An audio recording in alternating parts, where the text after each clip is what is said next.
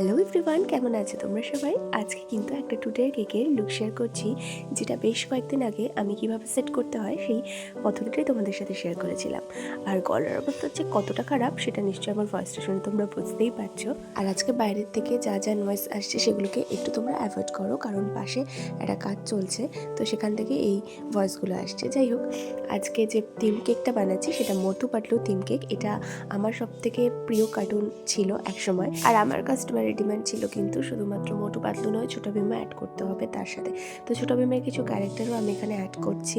আর এখানে ছোটো ভীমের পাশে চুটকিকেই বসানোর কথা মনে এসছে সবার আগে, কারণ চুটকি ছাড়া ছোটো ভীম কিন্তু একদমই চলে না। এখানে তো প্রথমে মাঠ ভর্তি ঘাস করে দিচ্ছি, তারপর কিন্তু এর মধ্যে কিছু ফুল অ্যাড করব। ফন্ডেন্টের ফুল প্রথমে ভেবেছিলাম, তবে লাস্টের সময় হয়ে ওঠেনি ফন্ডেন্টের ফুল রেডি করার।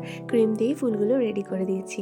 আর ক্রিম দিয়ে এই ফুলগুলো ছোটো ছোটো করে কিন্তু বেশ ভালোই লাগে। আর মাঝখানে তো একটা বার্থডে ট্যাগ দিতেই হবে, আর বার্থডে ট্যাগ না দিলে বার্থডে কেক সম্পূর্ণ হয় না। বার্থডে ট্যাগটা দেওয়ার পাশে কিছু ফুল ডেকোরেশন করে দিয়েছিলাম, তবে সেই জিনিসটাই হয়েছে আমার সবথেকে বড় ভুল। ওটা দেওয়ার পরেই যেন কেকটা কেমন কেমন লাগছে। যাই হোক, তোমরা কমেন্ট করে বলো কেমন লাগছে। টাটা।